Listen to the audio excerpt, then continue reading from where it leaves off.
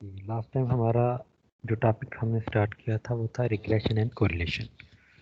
तो उसमें कोरिलेशन और रिग्रेशन दोनों का जो है वो हमने मामूली सा पोर्शन सीखा था, बेसिक इक्वेशन फिट करना सीखी थी। अभी हम जो है वो जनरल कर्व फिटिंग की तरफ आने वाले हैं। तो जनरल कर्व फिटिंग में जो है वो हमने ये इक्वेशन कहा था कि नेक्स्ट टाइम नेक्स्ट लेक्चर में हमने इनको कर्व को फिट करना सीखना है। लीनियर कर्व हमने फिट कर ली थी y ऑन x, फर्स्ट वाली कर्व जो है रिग्रेशन लाइन जिसे आप कहते हैं। इसमें दो वेरिएबल हैं, x वेरिएबल है, y वेरिएबल है और दो अननोन कांस्टेंट हैं a और b। तो x और y जो है वो डाटा की फॉर्म में गिवन अगर होगा तो हम इसमें से a और b की वैल्यू फाइंड करके ये अपनी कर्व फिटिंग कर सकते हैं। इसके a और b के फार्मूला हमने डायरेक्टली देखे थे, लेकिन अब हमारा पर्पज़ ये नहीं है कि सिर्फ पहले वाली इक्वेशन को फिट करना है। अब हम चाह रहे हैं कि कोई ऐसा तरीकाकार हमारे पास हो कि इन तमाम इक्वेशन को फिट करना पड़े तो हम कर लें, और कोई बहुत सारे फार्मूले भी हमें याद ना रखने पड़े। क्योंकि जो ए का फार्मूला इस फर्स्ट इक्वेशन में है वो सेकंड इक्वेशन में नहीं है, थर्ड में भी नहीं है, फोर्थ। हर इक्वेशन के अंदर जो ए है उसका फार्मूला फाइंड करने का डिफरेंट है। तो ये इक्वेशन टू इक्वेशन वेरी करती हैं, क्योंकि फर्स्ट वाली लीनियर इक्वेशन है, सेकंड क्वाड्रेटिक है, थर्ड क्यूबिक है, फिर एक्सपोनेंशियल पावर और हाइपरबॉलिक। तो इन इक्वेशन को जो फार्मूले फाइंड करने का मेथड है उसको हम कहते हैं लीनियराइजेशन और नॉर्मल इक्वेशन। तो उसके लिए जो है वो स्लाइड में तो नहीं है ये, लेकिन ये लिंक जो है वो ये मौजूद है, इस पे हम चलते हैं और इधर से मज़ीद डिस्कशन करते हैं कि नॉर्मल इक्वेशन हमने बनानी कैसे हैं, और उसके बाद जो है वो बनाने के बाद कितनी होंगी और क्या क्या मेथड जो है वो अडॉप्ट होगा, और फिर वो इक्वेशन अच्छा बनने के बाद इक्वेशन उनको सॉल्व करना भी काम है। सबसे पहले हम उसी इक्वेशन की तरफ आते हैं जो कि लीनियर इक्वेशन है, रिग्रेशन लाइन वाली। इसके लिए हमने फार्मूला भी जो है वो ड्राइव किया हुआ इस्तेमाल कर लिया था, लेकिन अभी हम जो है वो ज़ीरो से स्टार्ट करते हैं क्योंकि ये एक बेसिक इक्वेशन है, आसान है। तो इसी से हम जो है वो लर्निंग प्रोसेस अपना कर लेते हैं। तो जो चीज़ें मैटर करती हैं नॉर्मल इक्वेशन फाइंड करने में फॉर एनी कर्व, तो वो हम नोट करते हैं। सबसे पहले हमने आइडेंटिफाई करना होता है डिपेंडेंट वेरिएबल कौन सा है और इंडिपेंडेंट वेरिएबल कौन सा है। तो हमें पता है y is equal to a plus b x में इंडिपेंडेंट वेरिएबल हमारा x है, इंडिपेंडेंट वेरिएबल x है और डिपेंडेंट वेरिएबल y है। यही दो वेरिएबल है, बाकी दो जो वैल्यू हैं a और b की वैल्यू तो हमने फाइंड करनी होती है। अब अगली चीज़ क्या है कि जो x और y वेरिएबल हैं इनकी नंबर ऑफ ऑब्जर्वेशन कितनी गिवन है, क्या 10 नंबर ऑफ ऑब्जर्वेशन है, 100 ऑब्जर्वेशन है, 1000 ऑब्जर्वेशन है, वो कितनी नंबर ऑफ ऑब्जर्वेशन होंगी वो भी हमें पता होना चाहिए। अब हमने पहला स्टेप क्या करना है, पहले हमने देख लेना कि इसमें अननोन कितनी है। ए और बी दो अननोन है, इसका मतलब है नंबर ऑफ इक्वेशन जो कि हमें ए और बी फाइंड करने के लिए चाहिए वो कितनी होनी चाहिए, वो भी दो होनी चाहिए। जितने अननोन है उतनी ही इक्वेशन हमारे पास आएंगी, उतनी ही नॉर्मल इक्वेशन आएंगी। तो फर्स्ट वाली नॉर्मल इक्वेशन कैसे बनेगी, जस्ट हमने ओरिजिनल इक्वेशन के ऊपर समेशन अप्लाई कर देना है। समेशन आपको पता है क्या होता है, समेशन आप डिफरेंट सिचुएशन में सीक्वेंस के ऊपर जैसे अप्लाई करते हैं, तो उसमें क्या आ जाता है, 10i एक टर्म है, उसके ऊपर अगर आप समेशन लगाएंगे, summation from i is equal to 0 to 10, तो 10i के अंदर जितनी भी टर्म है अगर आप इस समेशन को ओपन करेंगे तो i की जगह पे पहले 1 आएगा, फिर i की जगह पे 2 आएगा, फिर 3 आएगा, और क्योंकि समेशन का साइन है बाहर, तो इसका मतलब ये जितनी टर्म बनेगी वो आपस में ऐड अप हो रही होंगी। तो पहली इक्वेशन में हमने क्या करना है, पूरी इक्वेशन पे जो इनिशियल इक्वेशन है हमारी ओरिजिनल वाली, इस पे हमने समेशन का साइन अप्लाई कर देना है। तो उसमें फिर मज़ीद हम प्रॉपर्टी भी अप्लाई करते हैं। जब समेशन का साइन अप्लाई करेंगे, summation y is equal to summation a plus b x, तो समेशन की पहली प्रॉपर्टी अप्लाई होगी, समेशन वाई तो समेशन वाई रहेगा लेफ्ट साइड पे, राइट साइड पे ए प्लस बी एक्स पे जब समेशन अप्लाई हो रहा है तो ये स्प्लिट हो जाएगा, क्योंकि दरमियान में एडिशन का साइन है तो दोनों टर्म जो है वो अलग अलग सम अप हो जाएंगी। तो पहले वाली टर्म बनेगी समेशन ए प्लस समेशन बी एक्स, दो समेशन में कन्वर्ट हो जाएगी। मजीद हम प्रॉपर्टी समेशन की अप्लाई करेंगे तो आपने नोट किया होगा अगर कोई कांस्टेंट टर्म के ऊपर आप समेशन अप्लाई करते हैं, मसलन सिर्फ 10 है, उसके ऊपर आप समेशन अप्लाई करें आई फ्राम 1 to 5, तो हर टर्म के लिए जो है वो i इज इक्वल टू 1 के लिए भी आपकी टर्म 10 ही आएगी, i इज इक्वल टू 2 के लिए भी 10 आएगी, 3, 4 और 5 के लिए भी 10 आएगी। तो इसका मतलब है जितनी टर्म है, 5 टर्म है हमारे पास, i जो हमें शो कर रहा है वो क्या है, नंबर ऑफ टर्म शो कर रहा है। तो वो जो नंबर ऑफ टर्म है अगर उनको हम डायरेक्टली एन के जो भी हमारी अंदर टर्म है उसके साथ मल्टीप्लाई कर दें तो हमें डायरेक्टली आंसर मिल जाएगा, समेशन साइन लिखने की ज़रूरत नहीं है।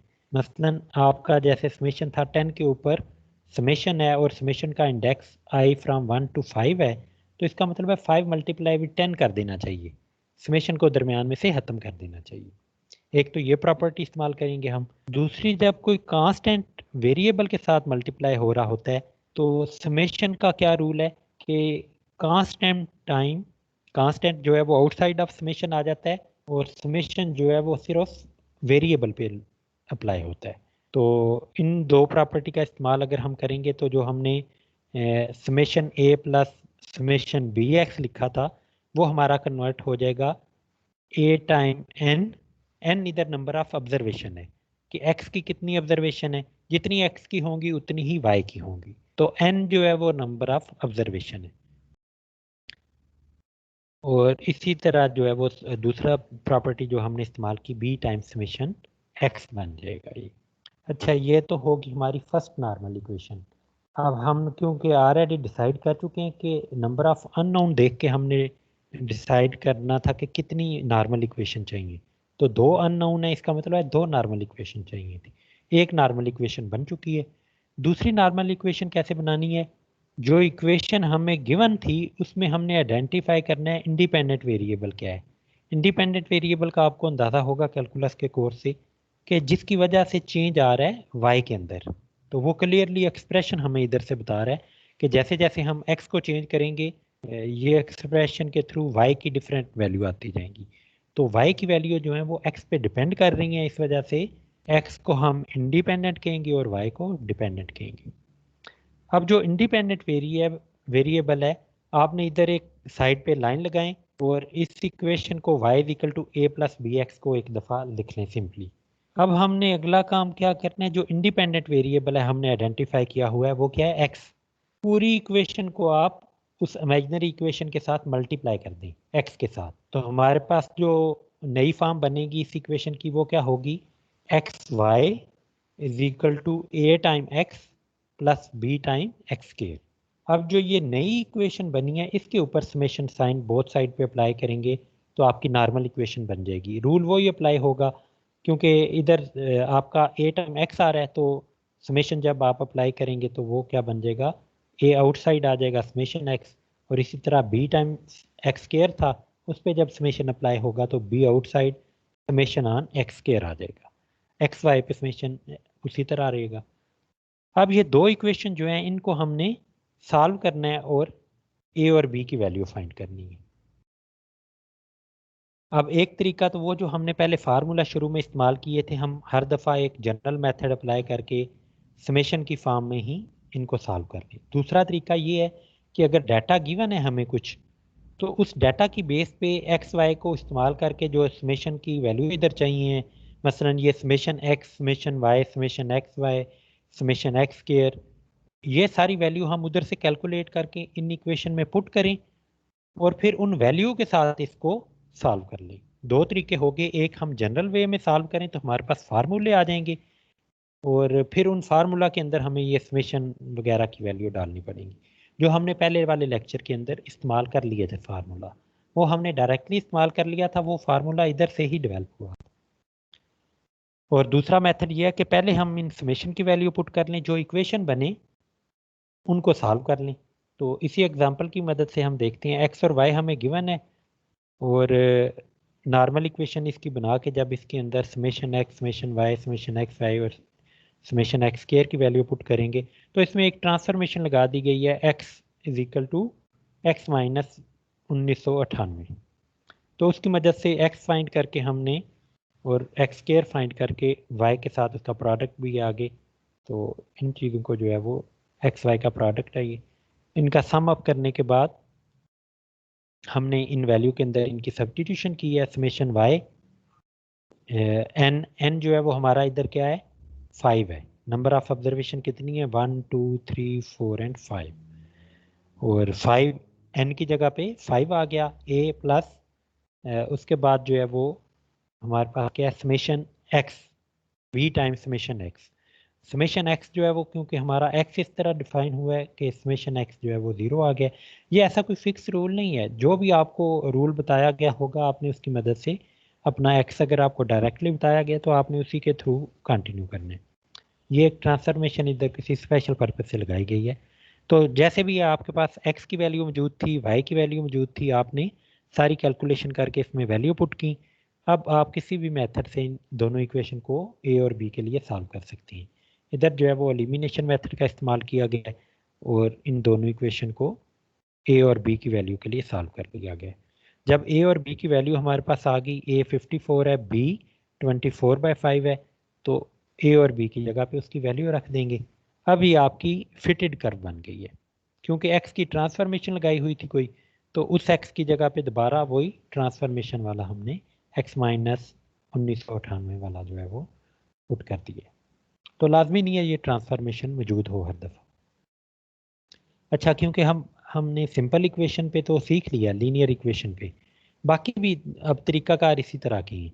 मसलन इस पैराबोलिक इक्वेशन पे आ जाएं, कुछ हमारी इजाफी कैलकुलेशन बढ़ जाएगी, बाकी जो है वो नॉर्मल इक्वेशन जो है वो इसी तरह फाइंड करनी है इसी तरह सॉल्व करनी है, वो उनमें ज़्यादा फ़र्क नहीं आने वाला। अब ये क्वाड्रेटिक इक्वेशन में आप देखें डिपेंडेंट वेरिएबल वाई है इंडिपेंडेंट वेरिएबल एक्स है और 3 अननोन है ए बी और सी। इसका मतलब है 3 नॉर्मल इक्वेशन हमें चाहिए, इंडिपेंडेंट वेरिएबल एक्स और 3 नॉर्मल इक्वेशन। सबसे पहली नॉर्मल इक्वेशन कैसे आएगी, समेशन साइन बोथ साइड पे अप्लाई करें, summation by a time n क्योंकि कांस्टेंट के ऊपर समेशन अप्लाई हो रहा है, एन इधर क्योंकि हमें नहीं पता कि कितनी टर्म है हम जनरल एन लिख लेते हैं, फिर जब एग्जाम्पल पे आते हैं तो उधर तो हमें पता होता है नंबर ऑफ ऑब्जर्वेशन कितनी है, तो इस वजह से उधर फिर एन की वैल्यू आ जाती है। इसी तरह एक्स के साथ बी कांस्टेंट मल्टीप्लाई हो रहा है, बी आउटसाइड आ जाएगा समेशन एक्स, और सी भी एक्स स्क्वायर के साथ मल्टीप्लाई हो रहा है तो सी आउटसाइड पे आ जाएगा समेशन ऑफ एक्स स्क्वायर। अच्छा ये तो बन गई हमारी फर्स्ट नॉर्मल इक्वेशन। अभी हमें दो मजीद नॉर्मल इक्वेशन चाहिए। तो second equation normal equation find करने के लिए हमें क्या करना है, वही साइड पे इधर लाइन लगाएं, इस इक्वेशन को एक दफ़ा लिखें और इंडिपेंडेंट वेरिएबल एक्स के साथ मल्टीप्लाई कर दें बोथ साइड पे। तो हमारी इक्वेशन बन जाएगी x y a x plus b x square plus c x cube. अब जो इमेजिनरी इक्वेशन साइड पे हमने लाइन लगा के लिखी थी उसके साथ आपने समेशन बोथ साइड पे अप्लाई करना है तो आपकी ये नॉर्मल इक्वेशन बन जाएगी। इसी रूल के ऊपर जो है वो आपने थर्ड नॉर्मल इक्वेशन कैसे बनानी है, अब एक मजीद पावर आपने एक्स की बढ़ा देनी है। पहले आप क्या कर रहे थे, सिंपल इक्वेशन को जब आप समेशन साइन अप्लाई कर रहे थे दैट्स मीन कि आप एक्स की पावर 0 मल्टीप्लाई करके समेशन साइन अप्लाई कर रहे थे। जब सेकंड इक्वेशन की बारी आई तो आप एक्स की पावर 1 मल्टीप्लाई करके समेशन साइन अप्लाई कर रहे थे, और जब थर्ड इक्वेशन आई है तो फिर आप एक्स की पावर 2 मल्टीप्लाई करके समेशन का साइन अप्लाई करेंगे। तो लेफ्ट साइड पे आप देख रहे हैं summation x square y, both side पे आप एक्स स्क्वायर अप्लाई करेंगे। ये 1 2 3 जो है वो इक्वेशन के नंबर लिखे हुए हैं, ये साथ मल्टीप्लाई नहीं हो रहा। इसके ऊपर भी अगर आप एग्जांपल देखना चाहें तो ये एग्जांपल जो है वो आपको देखेंगे कि ये समेशन की वैल्यू जो फाइंड आपने करनी है इसमें कुछ टर्म इजाफी आई हैं, मसलन एक्स क्यूब का समेशन आपने इजाफी फाइंड करना है और एक्स फोर का समेशन आपने इजाफी फाइंड करना है।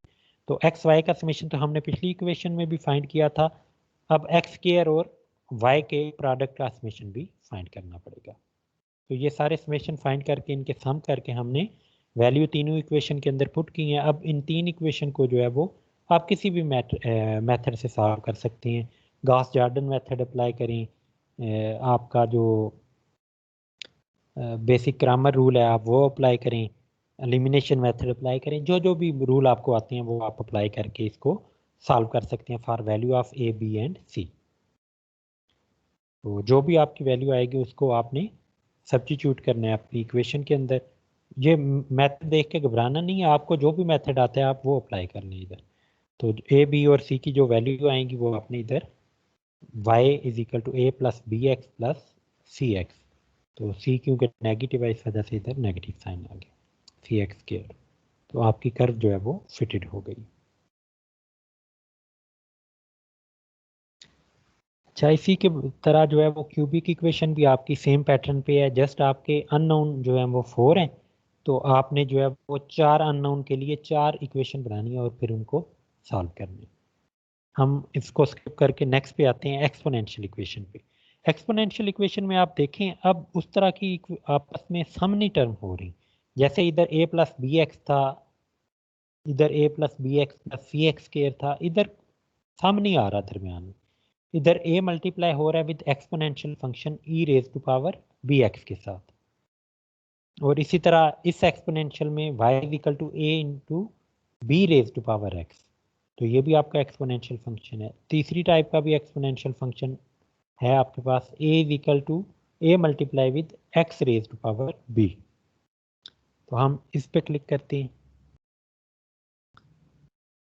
अब इसका भी तरीकाकार सेम है, लेकिन उससे पहले आपको थोड़ी सी ट्रांसफॉर्मेशन अप्लाई करनी पड़ेगी।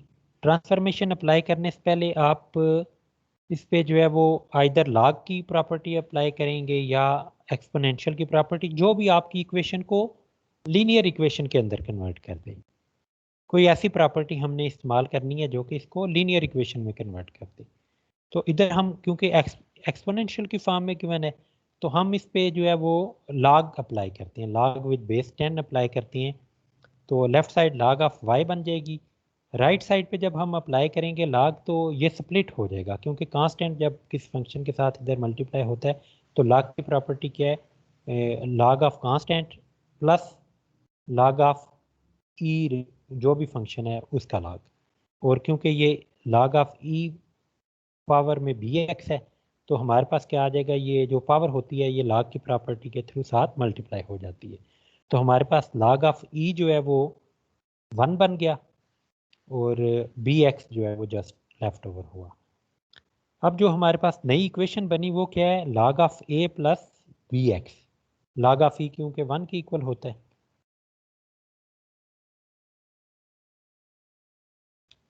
तो अब हमने इधर अज्यूम करनी है ये y जो है वो आपका स्मॉल में लिखा हुआ है, तो हम इसको कन्वर्ट कर लेते हैं कैपिटल Y के अंदर। अब उसके लिए हमने अजम्पशन क्या की कि log ऑफ y किसके इक्वल है, कैपिटल Y के इक्वल है। log ऑफ a किसके इक्वल है, कैपिटल A के इक्वल है।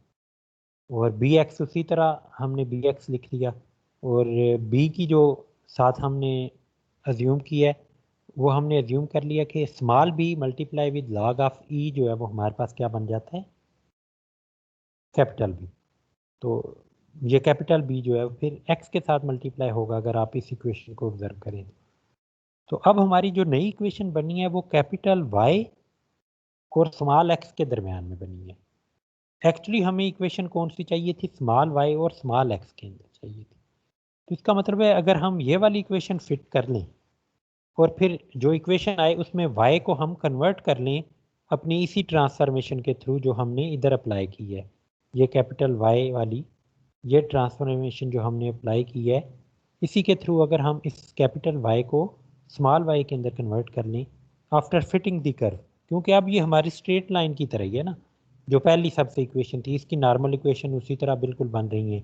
जस्ट x और y कैसे हमने डिसाइड करना है उसमें चेंज आया है। एक्स आपका गिवन है, वाई गिवन है, तो कैपिटल वाई क्योंकि अब हमें डाटा के मुताबिक तो चाहिए ना जो नई कर्व बनी है, तो हमें इस वाई से कैपिटल वाई कैसे बनाना है, लॉग ऑफ वाई लेंगे, ई टर्म का लॉग लेंगे तो हमारे पास कैपिटल वाई बन जाएगा। इस कैपिटल वाई की बेस पे अब आपने ये ए और बी की वैल्यू फाइंड करनी है और उसके लिए नॉर्मल इक्वेशन सॉल्व करनी है। जब ये नॉर्मल इक्वेशन सॉल्व हो जाएंगी, ए और बी की वैल्यू आ जाएंगी, तो ए और बी की वैल्यू आपके पास जब आ गई है, तो अब स्मॉल ए से कैसे फाइंड होना है?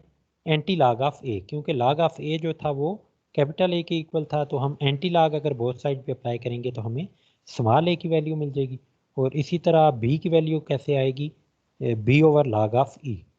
और थर्ड जो हमारा था वो वाई था। वाई के लिए जो है वो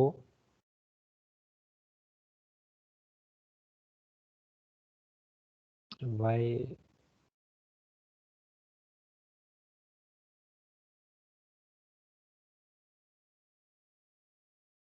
हाँ, वाई वाई को कन्वर्ट करने की ज़रूरत नहीं पड़ी, क्योंकि जो स्मॉल ए और स्मॉल बी था वो हमें इस इक्वेशन के अंदर चाहिए था ना, तो हमें ए और बी की वैल्यू मिल गई है, तो इस इक्वेशन के अंदर आप ए और बी की वैल्यू रखते हैं डायरेक्टली।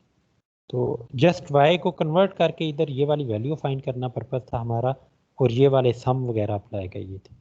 इसके बाद जब कैपिटल ए और स्मॉल कैपिटल ए और कैपिटल बी की वैल्यू मिल गई है, तो जस्ट एंटी लॉग का इस्तेमाल करके हमने स्मॉल ए और स्मॉल बी की वैल्यू फाइंड की है, और इस कर्व के अंदर हमने पुट कर दी। इस तरह दूसरे भी एक्सपोनेंशियल फंक्शन की तरफ आते हैं हम। इसके ऊपर अगर आप वर्क करना चाहेंगे तो आप थोड़े डिफरेंट लॉग के साथ ट्रीट करेंगे इसे। पहले तो हमने लॉग बेस विद 10 अप्लाई किया था, अब हम जो है वो इस पे नेचुरल लॉग का एप्लीकेशन करेंगे। नहीं, इधर भी जो है वो बेस 10 वाला ही अप्लाई किया गया, उसी तरह ही है। लेकिन आपने नोट ये करना है कि वाई उसी तरह है, लॉग ऑफ ए जो है उसको भी हमने ए रखा है, तो एंटी लॉग के थ्रू स्मॉल ए आ जाएगा। लॉग ऑफ बी जो है वो इस दफ़ा ई नहीं है इधर, इधर लॉग ऑफ बी जो है वो किसके इक्वल आया है? कैपिटल बी के इक्वल आया है। तो इसको रिवर्ट करने के लिए भी आपको जस्ट सिंपल एंटी लॉग लेने, तो ये उससे रिलेटिवली इजी हो गए। तो इसी तरह थर्ड वाली जो एक्सपोनेंशियल है हमारे पास,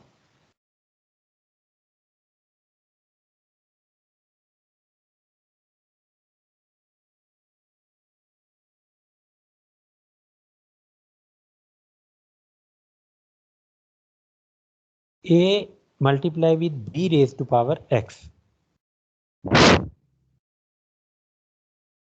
इस पे अब जब हम लॉग अप्लाई करेंगे तो उसी तरह की हमारे पास ये स्ट्रेट लाइन बन गई है। स्ट्रेट लाइन बन जाती है तो नॉर्मल इक्वेशन उसकी सिंपल बन जाती है, लेकिन इसके अंदर एक्स और वाई दोनों चेंज हो रही हैं। एक्स और वाई दोनों कैसे चेंज हो रहे हैं? Log of y is equal to log of a plus b time log of x था। अब लॉग ऑफ एक्स और लॉग ऑफ वाई जो है, ये दोनों हम अज्यूम करेंगे नए, एक्स भी चेंज हो गया, वाई भी चेंज हो गया। इधर पहली इक्वेशन में इस तरह नहीं हुआ था। अब दोनों एक्स और वाई चेंज हुए हैं, और log ऑफ ए और log ऑफ इसमें बी उसी तरह इसके साथ मल्टीप्लाई हो जाएगा। तो इसके भी जब आप ए और बी की वैल्यू फाइंड करेंगे तो डायरेक्टली आप इस इक्वेशन में पुट कर देंगे, एक्स और वाई को दोबारा रिवर्ट करने की ज़रूरत नहीं पड़ती। अच्छा, ये तो थी हमारी कर्व फिटिंग। अगर हम इसको स्किप करके दोबारा अपनी स्लाइड की तरफ आ जाएं तो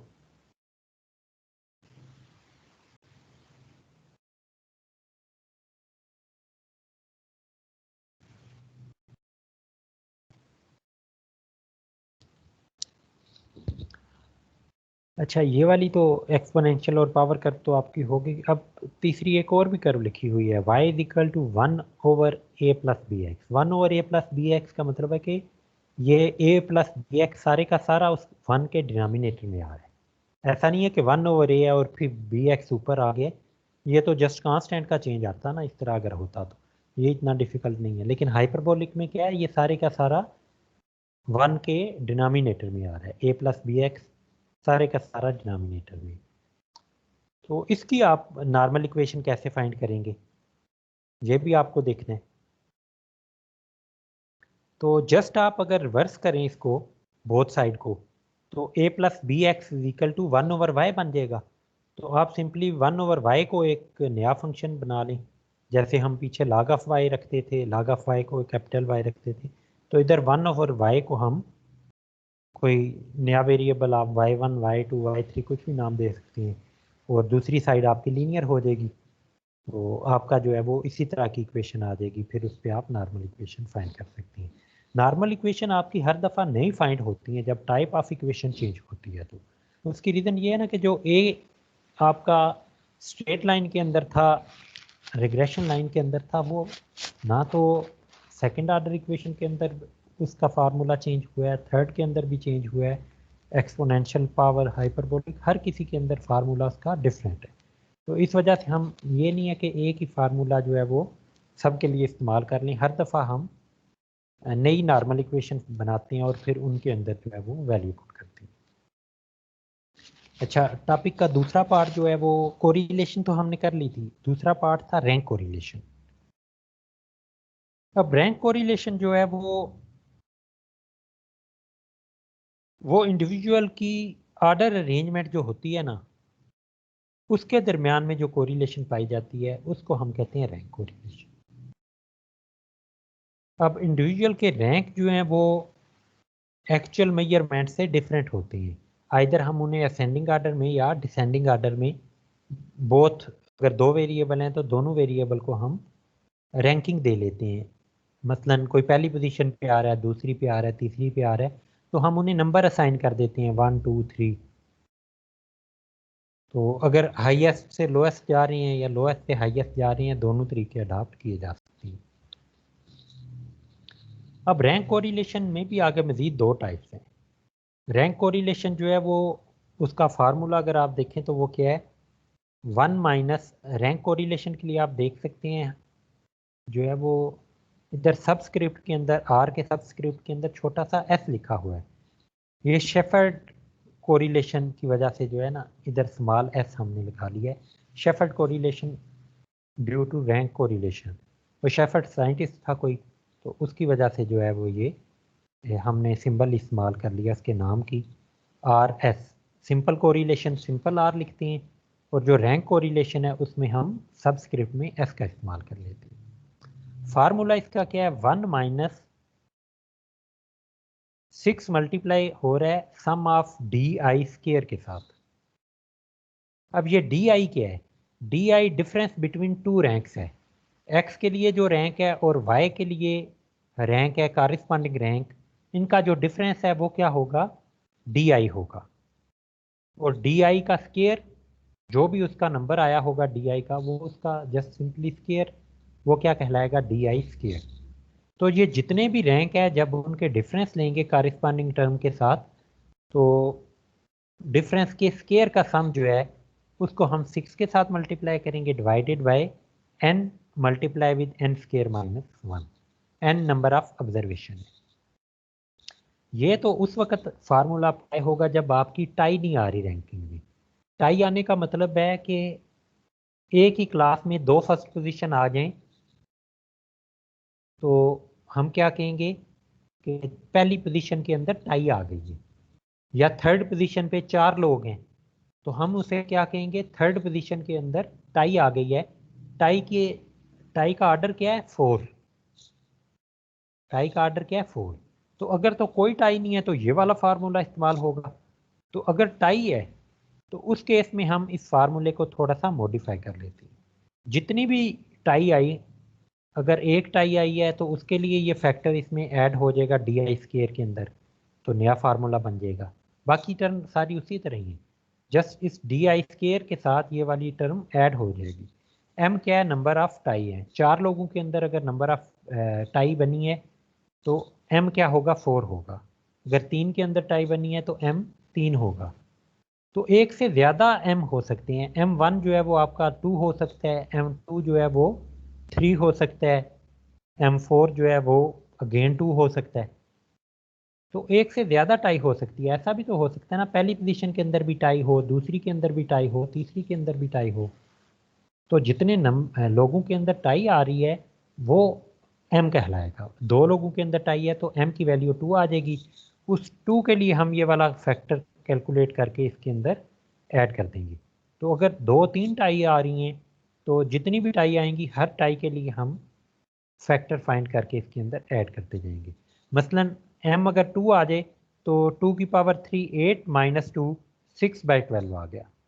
इस तरह अगर 3 आ जाए तो 27 माइनस 3 डिवाइडेड बाय 12, फैक्टर 2 बन जाता है। इसी तरह अगर कोई भी आपका m नंबर आता जाए तो आप ये वाली कैलकुलेशन परफॉर्म कर सकते हैं। एग्जाम्पल के तौर पे आप देखें, इसमें जो है वो study relation between education and income level, ऐसा इतना कोई अच्छा रिलेशन नहीं पाया जाता इन दोनों चीज़ों में। आप अपने पाकिस्तान की हिस्ट्री को उठा के देखें, जो बिल्कुल गवार लोग हैं जिनके पास डिग्री नहीं है, एजुकेशन की बात हो रही है ना, education in sense of degree, तो विदाउट एनी डिग्री वो बड़े मालदार आपको लोग नजर आएंगे। तो ये किसी और मुल्क के लिए शायद स्टडी यूज़फुल हो, हमारे पाकिस्तान पे इतनी अच्छी नहीं होती, अप्लाई नहीं होती। अच्छा, अब इसमें जो भी है डाटा हमें गिवन है हम उसको देखते हैं। पहला सैंपल जो है उसमें दो हमें बताई गई हैं, एक एजुकेशन बताई गई है, एजुकेशन का लेवल क्या है, और फिर उस बंदे की इनकम बताई गई है। इनकम जो भी है ये लाखों में करोड़ों में है, जो भी है वो हमारे साथ एक नंबर गिवन है, हम उसी नंबर की बेस पे चलेंगे। लेकिन अब जब आपका डाटा इस फॉर्म में है तो आप सिंपल कोरिलेशन तो फाइंड ही नहीं कर सकते ना। ये आपकी जो डिस्क्रिप्टिव फॉर्म गिवन है एजुकेशन, ये रैंक की फॉर्म में तो आप किलो के हिसाब से नहीं हो सकती ना, ये ना ही आपकी 2 4 6 के हिसाब से हो सकती है। ये एजुकेशन जो है वो आपकी आर्डर के हिसाब से है।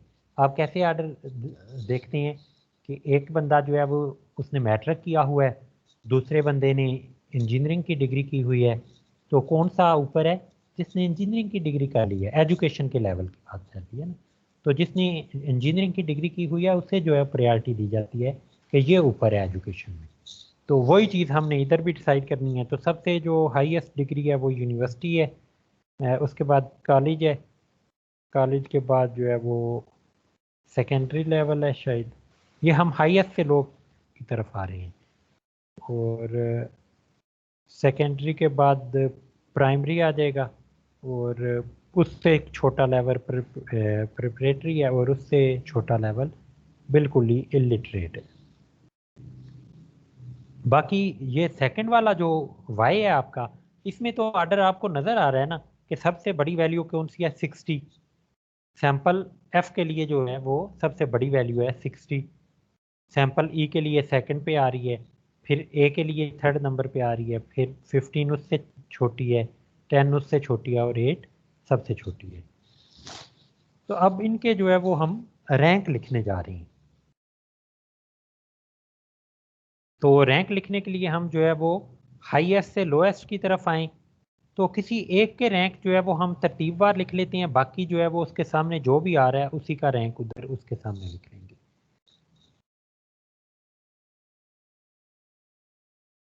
तो ये उसी तरह उसी आर्डर में लिखा हुआ है।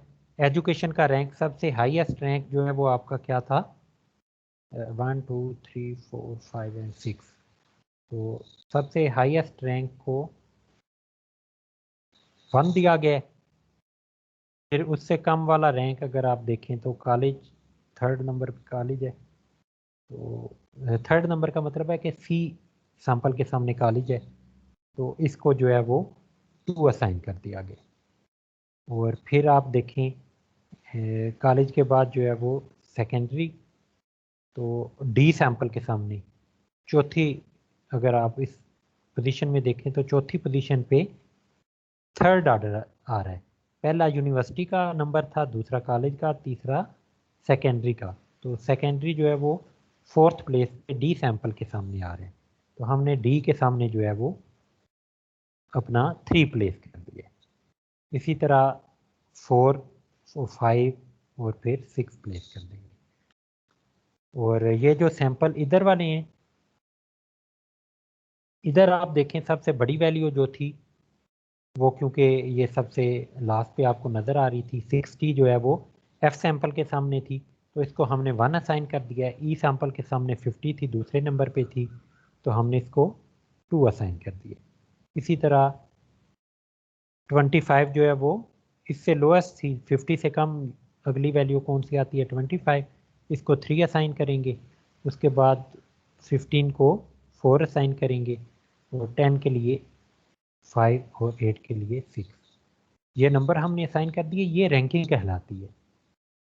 एक होते हैं ना आपके मार्क्स, आपने सब्जेक्ट के अंदर मार्क्स ऑब्टेन किए 99, लेकिन एक रैंकिंग है। रैंकिंग कौन सी है? फॉर एग्जांपल जैसे आपको मिलती है तो वो ग्रेड की फॉर्म में मिलती है, कि जो एक कैटेगरी के अंदर लाई करती हैं उनको ए ग्रेड मिल जाता है, फिर बी ग्रेड, फिर सी ग्रेड। तो वो भी एक किस्म की रैंकिंग होती है। या कुछ घोड़े रेस में दौड़ते हैं तो वो पहली पोजीशन पे एक आ जाता है, एक दूसरी पे आ जाता है, एक तीसरी पे आ जाता है।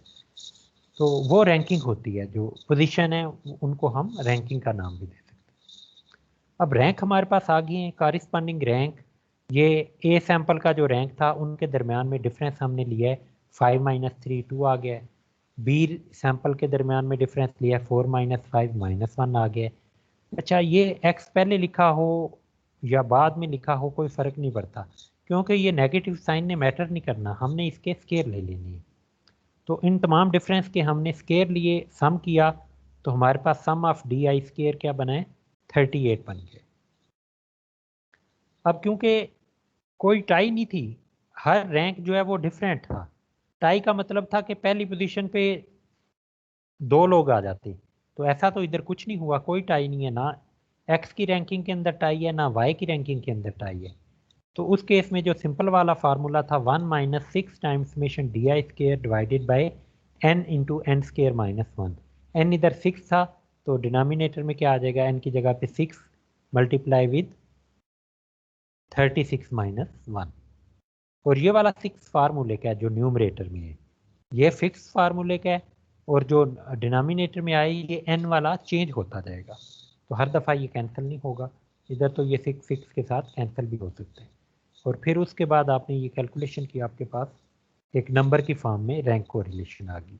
आप इसमें बता सकते हैं कि हाईएस्ट कोरिलेशन है, और दोनों वेरिएबल जो है वो एक इंक्रीज कर रहा है, दूसरा डिक्रीज कर रहा है, इस वजह से नेगेटिव साइन आया है। एक मजीद एग्जांपल देखते हैं जिसके अंदर टाई भी आ रही है।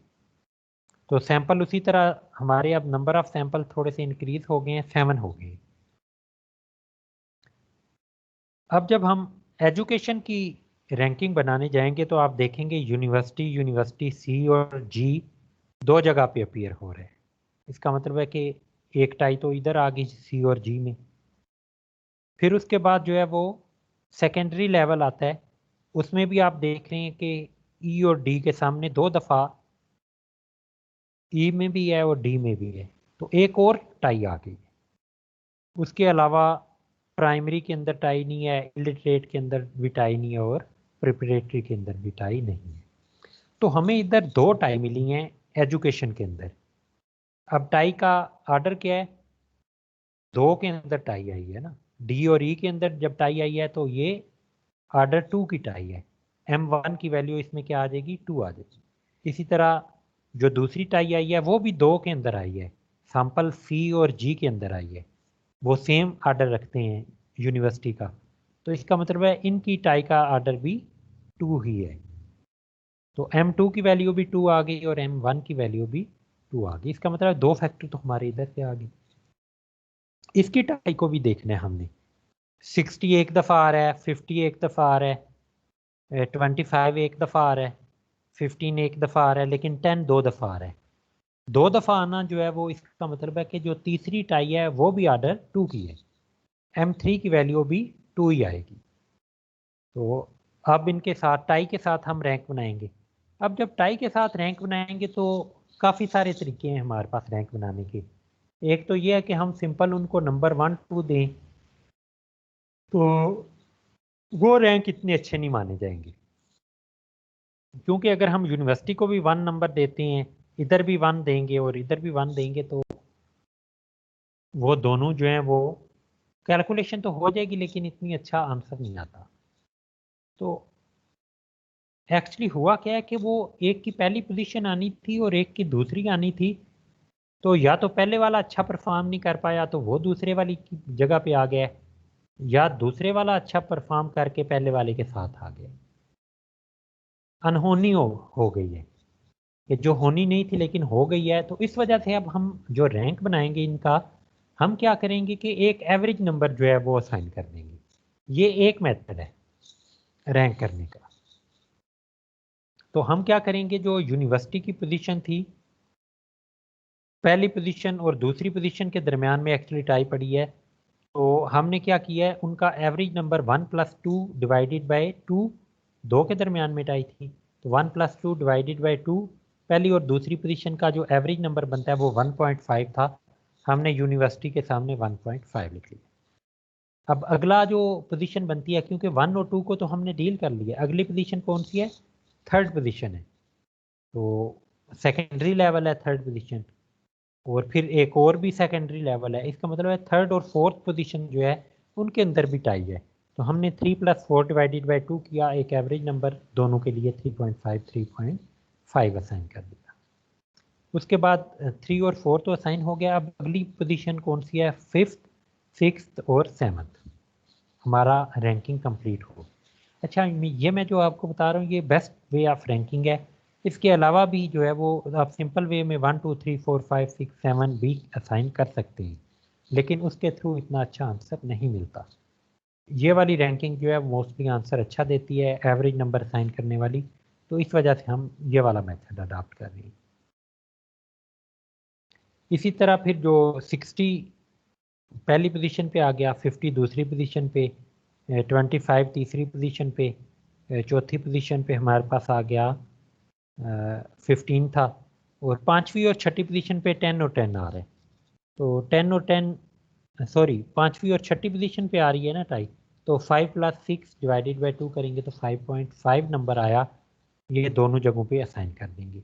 अगली पोजीशन हमारी 7 है, उसकी जगह पे 7 ही लिखा रहने दिया। तो एक्चुअली जो रैंक हमारे बनने चाहिए थे, 7 सैंपल थे, तो रैंक हमारे 1 से लेकर 7 तक बनने चाहिए थे, तो हमने 1 से लेकर 7 तक नंबर कंप्लीट किया है, दरमियान में जिधर टाई आ रही है उसको हमने ऑन एवरेज नंबर असाइन कर दिया है, और नंबर हमारे 1 to 7 ही है। इसी तरह इधर भी आपके 1 to 7 ही होते अगर ये एवरेज ना आती तो आप देख सकते हैं कि फाइनल नंबर तो 7 ही है, 1 क्योंकि वो एवरेज में आ गया था, तो 1.5 है उसकी जगह पे दोनों जगहों पे। अब अगला काम उसी तरह ही है, DI² आपने लेनी है, तो 69 आंसर बने। अब 3 टाई हैं आपके पास, हर टाई ऑफ ऑर्डर 2 है, तो हमने जो वो वाला फैक्टर एक कैलकुलेट करना था, वो क्या बना था हमारे पास, 1/2 बन जाता है वो, क्योंकि उसमें जो कैलकुलेशन थी वो क्या थी, m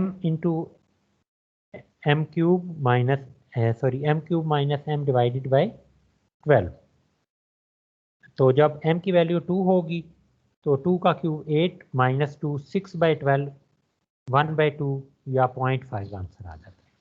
तो क्योंकि तीनों ऑर्डर 2 की टाई थी, तो हर दफ़ा जो है वो हम ये वाला फैक्टर ऐड कर रहे हैं, किधर ऐड कर रहे हैं, समेशन DI सम के अंदर।